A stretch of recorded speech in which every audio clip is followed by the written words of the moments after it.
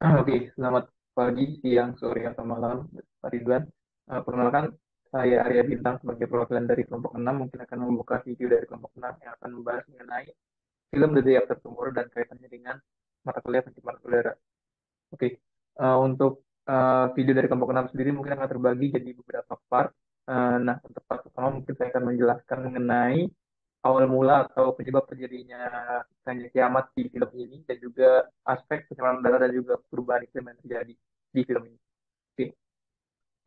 Untuk aspek pencemaran udara sendiri di sini ada kaitannya dengan temuan eh, kandungan gas rumah kaca di dalam lapisan inti es kutub.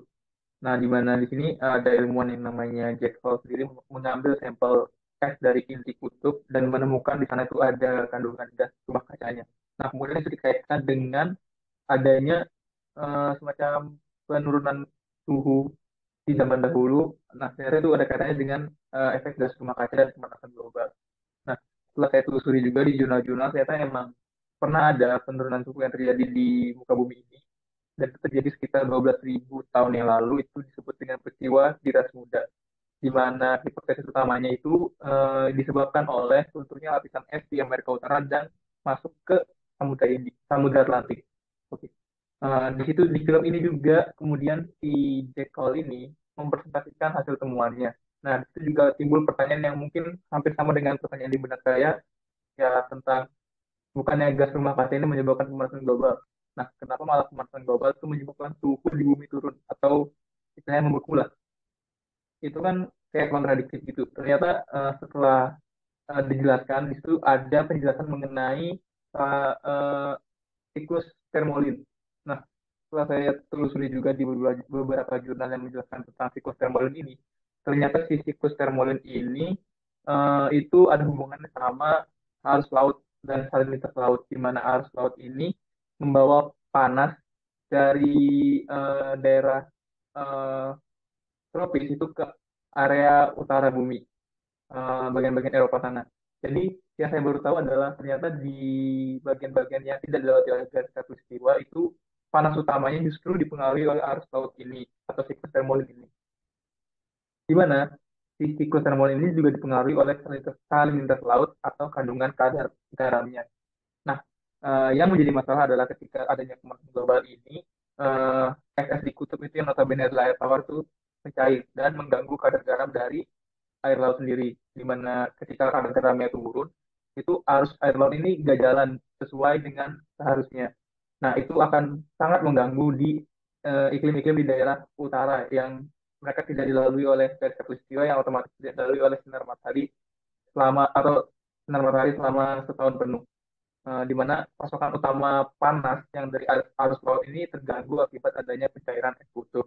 Nah, itu juga yang menyebabkan adanya perubahan iklim di film ini. Eh, Mungkin dari saya sekian untuk pembahasan mengenai aspek pencemaran udara dan juga perubahan iklim yang terjadi. Dan untuk part selanjutnya akan dilanjutkan oleh teman. Oke, perkenalkan nama aku Elsa Anisintia. Aku bakal ngelanjutin kelanjutan dari film The Day of Tomorrow yang telah dijelaskan temanku tadi tentang melelehnya es kutub. Banyak dampak yang dapat ditimbulkan dari melelehnya es tersebut. Di antaranya adalah cuaca ekstrim di wilayah Los Angeles sehingga menyebabkan hujan es, lalu dilanjutkan dengan badai tornado yang begitu dahsyat sehingga memporak-porandakan Los Angeles. Mengerikan bukan? Badai tersebut dapat meluluhlantahkan kota Los Angeles dengan seketika. Uh, Lihat teman-teman, hewan pun merasakan bahwa akan terjadi bencana, sehingga banyak kawanan burung yang bermigrasi dan hewan-hewan di kebun binatang gelisah sejak awan hitam yang begitu padat menyelimuti kota New York. Hujan deras terus mengguyur Manhattan selama 3 hari. Bisa dibayangkan kan, teman-teman? 3 hari hujan tanpa henti. Yap, akan terjadi banjir. Dalam sekejap, ketinggian air naik hingga 7 meter dan yang ditakukan dalam beberapa hari ini benar-benar terjadi. Hujan deras disebabkan oleh aliran udara yang dingin dari Arktik telah menciptakan badai dahsyat di Kanada. Hebatnya, badai ini terlihat seperti badai tropis. Menurut pemberitaan, jika badai ini bergerak ke selatan, kita bisa melihat gelombang badai akibat angin akan mengancam seluruh pesisir timur. Sudah 24 jam berlalu, badai salju melanda Eropa dan Britania Raya. Namun tidak ditemukan tanda-tanda bahwa badai ini akan berhenti. Nah, ketika badai ini berakhir, kemungkinan besar seluruh umat manusia akan memasuki zaman es baru. Dampak perubahan iklim ini dapat menyebabkan banyak manusia dan hewan mati, terjadi ketidakseimbangan ekosistem, banyak konstruksi yang rusak, sumber daya alam banyak yang punah, meningkatkan suhu bumi, terjadi badai destruktif, dan mengganggu survei makanan seperti di sektor perikanan, pertanian, maupun di sektor-sektor lainnya. Oke, jadi aku mau ngelanjutin apa yang udah dijelasin sama temanku tadi. Nah, adanya perubahan cuaca yang sangat ekstrim di berbagai negara tersebut. Selanjutnya, dalam film The Day After Tomorrow itu terjadi sebuah badai destruktif atau badai yang sangat besar. Nah, badainya itu badai seperti apa sih? Badai yang terjadi di film ini bukan badai biasa, teman-teman. Karena badai ini bersifat merusak atau berkekuatan kuat yang mampu membekukan apa yang ada di sekitarnya. Nah, lalu pertanyaannya, kenapa badai ini kok bisa membekukan area sekitar situ? Oke, jadi dipantau dari stasiun luar angkasa, astronot melihat bahwa di bumi itu terdapat 3 pusaran angin atau 3 pusaran badai yang memiliki mata badai atau diameter itu sangat lebar, teman-teman, yaitu berkisar 24 km. Bisa bayangin kan betapa besarnya pusaran itu. Dan badai itu, 3 pusaran itu terdapat di atas negara Kanada, Skotlandia, dan negara Siberia. Nah, tapi dengan perubahan cuaca yang ekstrim tadi dan juga perubahan iklim serta faktor-faktor yang lain, lambat laun mata pusaran badai ini pun semakin membesar dan pusaran badai itu juga bertambah di berbagai negara.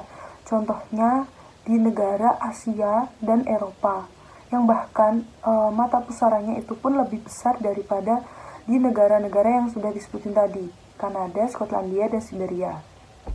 Nah, fun fact-nya teman-teman, pusaran badai ini tuh memiliki suhu yang sangat dingin, teman-teman, yaitu negatif 100 derajat Fahrenheit atau negatif 100 derajat Celcius. Bisa dibayangin kan kayak apa dinginnya? Orang kita tinggal di Malang aja yang suhunya belasan itu sudah wah dingin banget, apalagi yang mereka yang di sana kayak gitu. Nah, suhu ini teman-teman, suhu ini tuh bisa membekukan manusia dalam sekejap. Dan dalam film itu juga disebutkan bahwa helikopter yang tengah terbang di atas pun itu bisa membeku dalam seketika. Baling-balingnya itu tidak bisa berputar, yang akhirnya tuh menyebabkan helikopter itu pun jatuh. Dan di sana pula terjadi hujan es yang ukurannya itu sangat besar gitu, teman-teman. Itu bisa dibayangin nggak sih, kayak bisa merusak apa yang ada di bawahnya. Dan juga seketika itu semuanya itu serba putih dan beku karena saking dinginnya dari suhu udara tersebut, teman-teman. Nah, namun setelah berhari-hari di bumi itu terjadi diselimuti oleh angin badai yang sangat besar itu, akhirnya badai pun semakin mereda, teman-teman. Dari stasiun luar angkasa pun juga sudah melihat daratan yang ada di kawasan Eropa. Lambat laun itu sudah ada matahari yang muncul kayak gitu. Namun keadaannya itu gini tuh, bumi tuh kian membaik gitu setelah terjadinya perubahan iklim. Teman-teman, sebelumnya perkenalkan, namaku Gali Sukmasuci. Nah, di sini aku akan meninjau dari segi aspek politik ya. Nah, sebelumnya kan sudah dijelaskan oleh teman-teman sebelumnya bahwasannya teman-teman tadinya itu udah menjelaskan mengenai dari aspek alam atau fenomena yang terjadi. Nah, di sini aku akan sedikit mereview mengenai aspek politik yang ada dalam film The Day After Tomorrow. Kayak gitu. Oke, dari kasus yang pertama itu bisa diketahui sendiri dalam film ini bahwasannya wakil presiden Matahan itu menolak evakuasi masyarakat yang dimana itu sudah diusulkan bahwa masyarakat harus segera dievakuasi ke tempat lain agar tetap bisa bertahan hidup dengan adanya suhu yang sangat rendah tersebut, kayak gitu kan. Nah, usulan ini ternyata ditolak mentah-mentah oleh wakil presiden. Ya, ternyata sama aja ya kayak di negeri Wakanda, bahwasannya suara rakyat emang sedikit didengar, bahkan tidak didengar. Oke. Nah, setelah terjadi penolakan tersebut, maka berubahlah permohonan menjadi ke presiden di bagian selatan ke Meksiko karena di bagian utara sudah terlambat. Tidak bisa dievakuasi karena masyarakat sudah banyak yang tewas akibat kedinginan dan membeku. Nah, ternyata usulan ke presiden ini juga sama saja kayak gitu. Eh, belum adanya evakuasi yang kunjung apa? Belum adanya evakuasi yang dilaksanakan, alhasil masyarakat bertahan hidup dengan seadanya, dengan kemampuan seadanya. Nah, perlahan-lahan masyarakat sendiri dan juga polisi dan aparat yang di sana juga berusaha melakukan evakuasi sendiri. Mereka nekat keluar dari gedung yang ada di sana guna untuk melakukan evakuasi. Alhasil, Jack yang paham akan keputusan dari masyarakat dan juga perintah dari polisi untuk masyarakat tersebut agar melakukan evakuasi, Jack berusaha menahan masyarakat dan polisi yang ada di sana. Jack memberitahu bahwasannya apabila masyarakat memaksa untuk keluar dari gedung perpustakaan tersebut, maka yang terjadi adalah banyak orang di luar yang akan membeku. Namun ya sama aja kayak gitu. Jack tidak didengarkan dan alhasil masyarakat banyak yang keluar, termasuk juga polisi yang ada di sana. Nah, setelah itu karena banyak masyarakat yang keluar, banyak juga masyarakat yang pada akhirnya meninggal seperti itu akibat kedinginan. Nah, pada akhirnya eh, Wapres atau wakil presiden yang kita ajukan untuk bahwasannya dilakukan evakuasi tadi menyesal karena telah menyepelekan hal tersebut dan meminta maaf kepada eh, masyarakat yang ada di sana kayak gitu. Ya, tapi ya gimana ya? Orang udah kejadian, orang udah banyak yang meninggal, wakil presidennya baru meminta maaf. Nah, mungkin dari situ bisa dijadikan pembelajaran bahwasannya ya apabila terjadi hal yang kurang lebih seperti itu, bencana yang seperti itu, pemerintah seharusnya segera melakukan evakuasi atau tindakan kepada masyarakat guna menanggulangi apa? Guna meminimalisir terjadinya atau terciptanya korban jiwa pada eh, kejadian tersebut seperti itu. Nah, kalau seperti ini udah banyak korban jiwa yang jatuh akibat kedinginan lah atau eh, cuaca yang ekstrim seperti itu kan nanti juga bisa berdampak pada aspek ekonomi. Seperti misalnya aspek ekonomi di daerah tersebut menurun. Ya gimana nggak menurun, orang masyarakatnya udah meninggal semua seperti itu kan. Oke, mungkin dari aku segitu aja ya. Oke, terima kasih. Nah, setelah penjelasan dari teman-teman tadi, dilanjutkan oleh saya, Baru Muhammad Fadilah Ramadhani, dengan NIM 2105 2361731 dari P313 MB. Nah, di sini kita akan membahas mengenai refleksi dan solusi mengenai apa saja yang ada pada film The Day After Tomorrow. Nah, kita tahu bahwasanya film The Day After Tomorrow menjelaskan uh, mengenai global warming. Karena memang film The Day After Tomorrow adalah salah satu film yang mengangkat tema mengenai bencana alam akibat global warming. Nah, memang di dalam film terdapat berbagai teori yang memang saat ini masih diperdebatkan kebenaran teorinya. Namun di sini kita hanya membahas mana yang baik dan mana yang buruk agar kita bisa bersama-sama mengerti bahwasanya global warming memang berbahaya dan harus kita waspadai. Nah, untuk bagian yang paling penting menurut saya adalah di mana keretakan terjadi di benua utara.